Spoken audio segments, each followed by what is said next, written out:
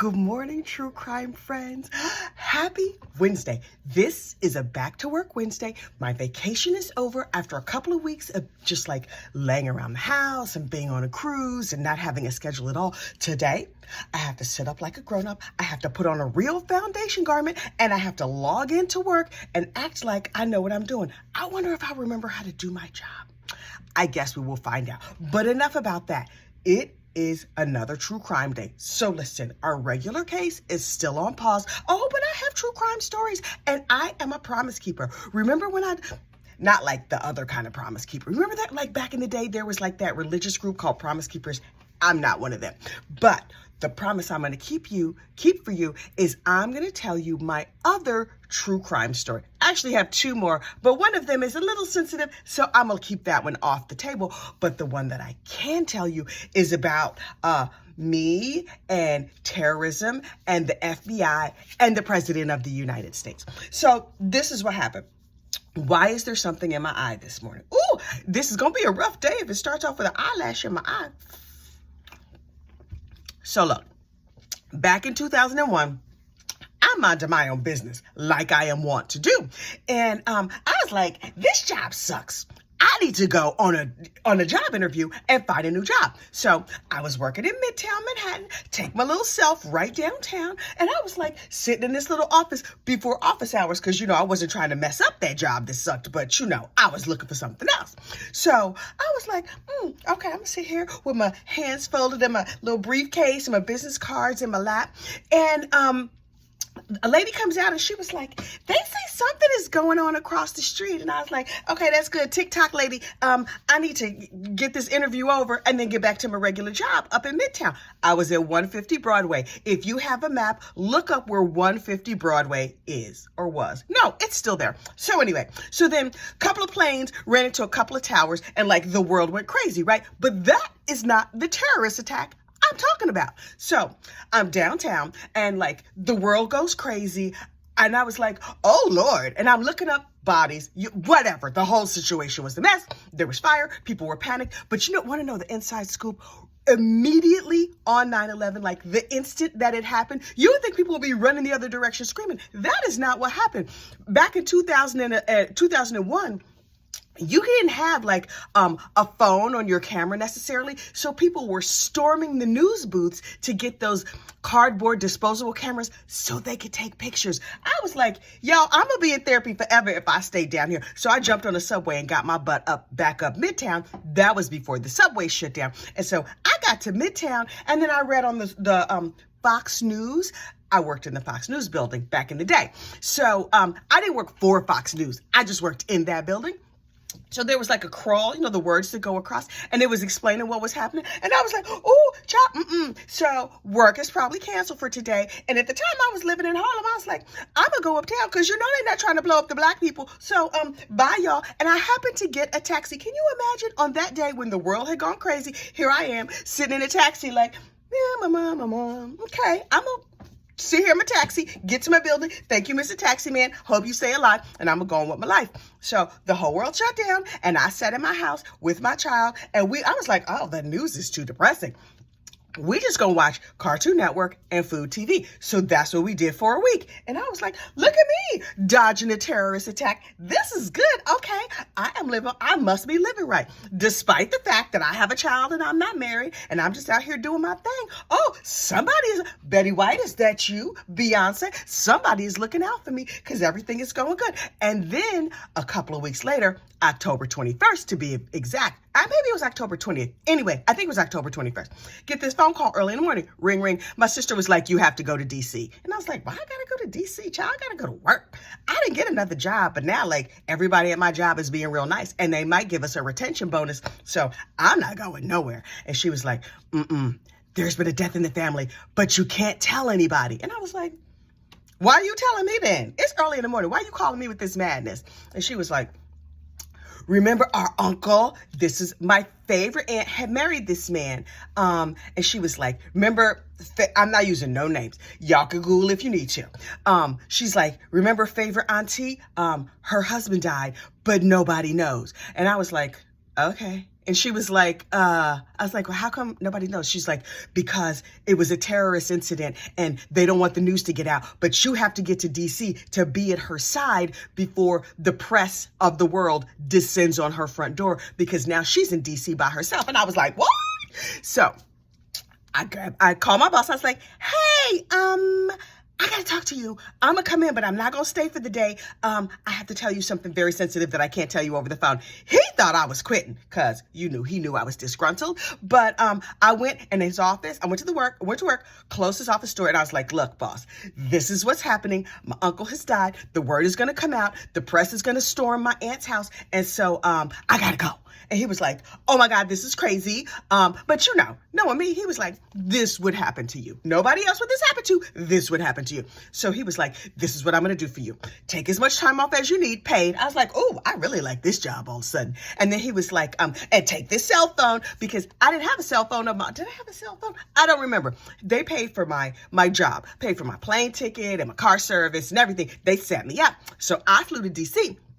And my aunt saw me and she was like, baby. And I was like, auntie. And so we embraced and everything was good. And she was like, listen, they know what killed him.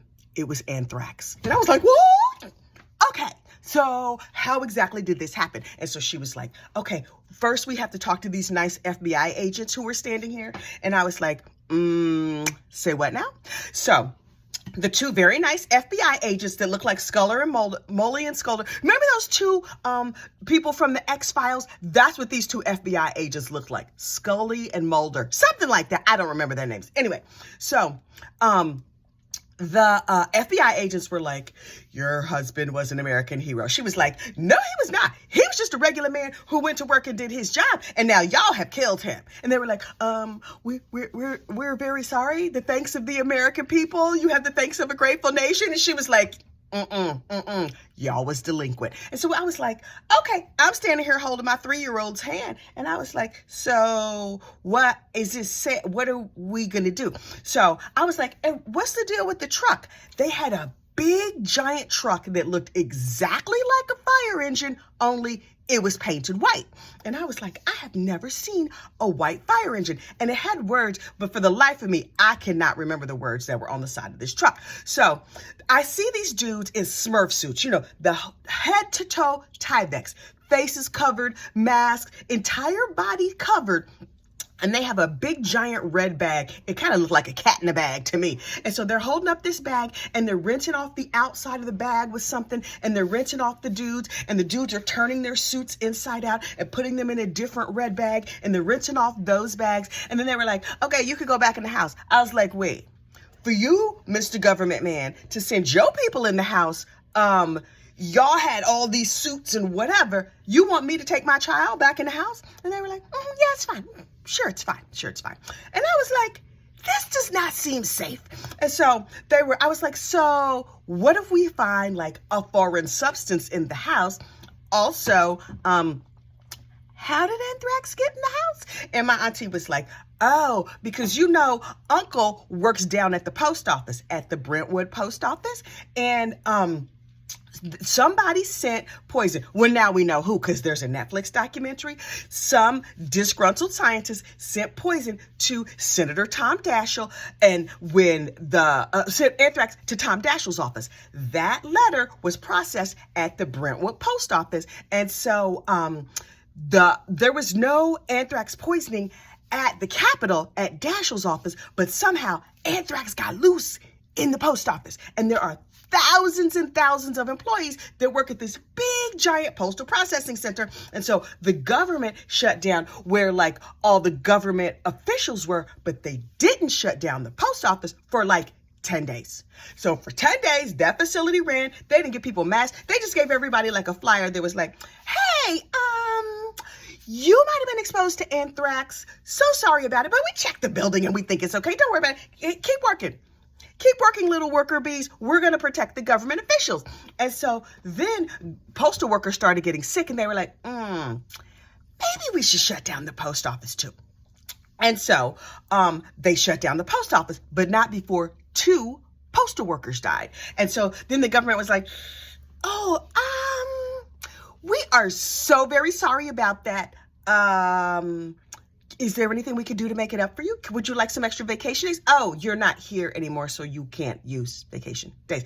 Anyway, so everybody was like, oh, we're so sorry. But I was like, okay, great. So he got poisoned at work, inhalation anthrax, which means it went in his lungs, and then it makes you feel like you have a bad cold, and then you die. So that's what happened. And so I was like, okay, so was it on his clothes? Is it in the car? How do we decontaminate the car? How do we decontaminate the house?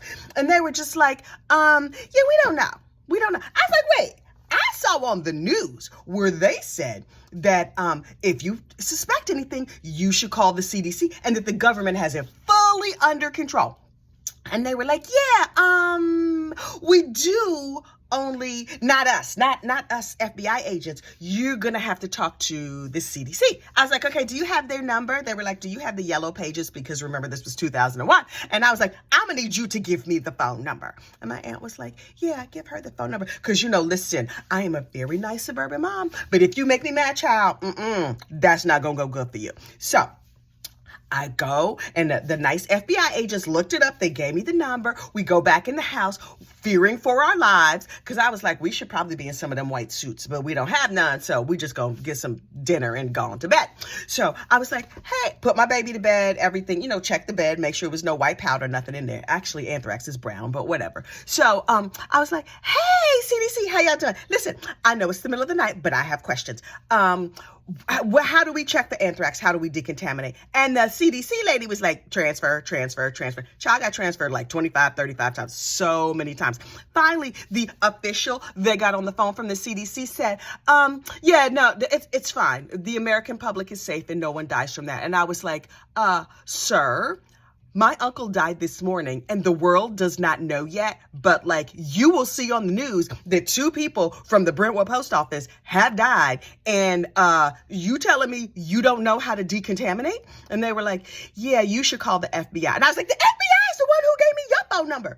And they were like, yeah, you should talk to the FBI. Have a good day and our condolences. Click. And I was like, nobody knows what they're doing. And so I believe I went to the library, or was it the internet? I found out through other means how to decontaminate things. Now, in case you need to decontaminate something, here is the recipe. Is bleach and water. So you take a lot of water and a little bit of bleach, and you mix it all together, you put it in a spray bottle. And so I decontaminated the car and every surface we could find in the house. And then everything you touch, everything you sit on. Remember how it was with COVID, where you're supposed to wipe everything down?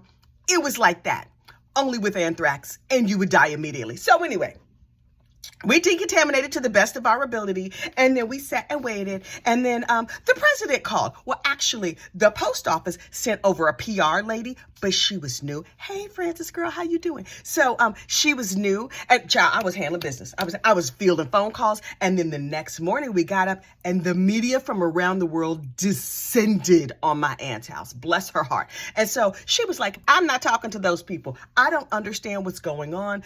I have lost my husband. Y'all have lost y'all's minds. Why is everybody knocking on my door? The phone is ringing off the hook. That's back in the day when we had landlines. And so she's like, I'm not giving a statement. And so I had to field off press literally from around the world for days and days and days. And so I was just like, oh, this is exhausting. We were locked in the house just because we didn't want to go out, because it was very paparazzi-esque. And so my cousin, who is also my age, had a kid also my age, came with her son. Did she come with her son? I think she also came with her son. I don't remember. But we let the boys play on the patio. That was they had a terrace. It was an apartment. They had a terrace on the front of the house. And so we just let the boys go out there and play so they could get some fresh air, because we couldn't get out of the house because the media was everywhere and they were following the car. Child, it was a mess. So the media was bored sitting out there for hours and hours. And so they started making up stories about our family. They were like, we didn't know that the uncle had a young child. The uncle did not have a young child. That was his grandson and his great nephew or whatever. But we let the boys play outside. And so there was a scuttlebutt among the media that the decedent had young kids, and are the young kids safe? And so I was like, I had to go out and be like, paparazzi, regular news media, calm the F down. Those are not his children. Stop making up stories. Y'all don't know what's happening. Also, the government didn't know what's happening. And then our PR lady who was sitting there, hey, Francis girl, I wonder if she's still with the post office, because that was a long time ago. Our PR lady was like, so listen, we're getting word that the president wants to meet with y'all. And we were like, like, to say sorry, because if you remember, the optics were very bad on that, because the government officials, they sent them home right away, but all the regular people, the postal workers, they were like, them? No real people were involved. Remember that? Do you remember that from, what was that show? Logan Roy with the terrible rich people, Succession. Whenever anything would happen, they would say no real people were involved. If like regular humans were involved in something, like cruise accidents or whatever, child, I'm far afield.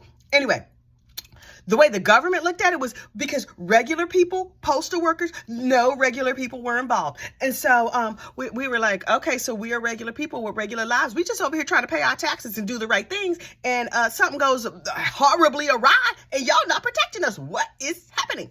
So that was the first, but was that Bush? Bush 2 invited the family to the White House and said, oh, I'm so sorry this has happened.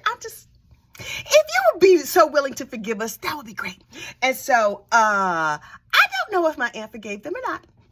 Unclear. Anyway, so we cleaned up the house and then people came for the funeral and then people left. And after 3 weeks of being down in DC, I came back to my job in New York and I was exhausted. And because I was exhausted and having trouble breathing, and it's like November now, so it could have just been a cold, I was like, oh my God, what if I got anthrax poisoning from being in the house? And so I went to the ER down on 14th Street in Manhattan and they were like, girl, nobody dies from anthrax. And I was like, okay, I'm just going to go home and write out a holographic will. That's when you make a will, but you only put it on paper. You don't go to a lawyer and nothing. So I wrote out like a brief will and took a nap. And so I took another 2-3 days off. After my nap, I was feeling much better. Turns out I did not have anthrax. I had exhaustion. And then I went on with my regular life. And I was like, in what other universe would I have contact with the FBI and a PR agent and press from around the world? Ultimately, my aunt gave one interview, and that was to Dateline NBC. That interview has never aired because she refused to talk about the things that they wanted to talk about. She talked about the things she wanted to talk about. Good for her. This is what you need to know. News people from around the world and TV producers in general, terrible people. Awful human beings. That's why people are like, you should be on TV. And I'm like, oh, no, thank you. Because most news producers, they fly in for a story. They're real fakey nice to you. And if you're a regular nice person, you recognize fake nice when you see it. They promise, they lie, they do whatever. They get their story and then they're gone. Terrible human beings. Those Dateline people, really persistent. Really incredibly persistent. Also, very nice. Who knew? So now, also the people over at the Today Show, those morning people, very nice. Those producers, love it. Child, they bring your phone off the hook. They want me to come in today, but I was like, y'all, I have to log on and go back to my regular job because I do have a regular job. But they were like, I know it's your first day back on vacation, but can you come in? And I was like, no, thank you. So anyway, Dateline are very nice. The producers are lovely. They overwork them people. They gonna work these workers into an early grave, but they put on a fabulous show. So anyway, my aunt was interviewed by Victoria Corderi. Hey, Victoria girl. Turns out I know her from other means. But anyway, so that interview never aired because my aunt would not follow directions. I know it is probably shocking to you that I come from a long line of big mouth women who do what they want to do. I know. Where on earth can I have ever gotten it from if not for my favorite auntie and my mama and my grandma and them? All of that to say, that was a crime, and the guy who committed that crime unalived himself. There's a whole Netflix, there's a whole Netflix documentary about it that I just watched the other day, and I don't remember the title of it. I know the word anthrax is in the title, and the other dude who died, there was 2 postal workers in Brentwood who died. One of them had a family member who spoke extensively. The other family member that died, my auntie was like, no. And so they did not use her interview, although you do see pictures of her from the memorial service. Now, in the Netflix documentary, they say, here is footage from the funeral. The footage that they show is actually not from the funeral. The footage that they show is footage from the memorial service that the post office put on because they felt guilty about the way they had treated people. So they had all these dignitaries and politicians and whatever come in, and they did this big fancy memorial service that was some bullshit. Anyway. It was beautiful, and the lunch afterward was delicious. But, after you kill a worker, like, the least you could do is give them a nice lunch. Okay, I actually do have things to do. But yesterday, when I was upstairs, I filmed a lunchtime true crime episode just for y'all. We do Snapped, and we talk about Miss Candy Montgomery. You remember Candy with the axe child? Candy was a mess. Anyway, this video has gone on for far too long. And I do need to get myself together. I'm going to wash my face. I might even do makeup, good foundation garments. And I'm going to go back to work today, right here at my computer. Like and subscribe if you do, if you want to, if you feel so moved. Wait, according to AK-47, I'm supposed to yell at people and tell them to like. So like and subscribe. Okay, y'all have a great, safe day. And I will see you tomorrow morning. Bye.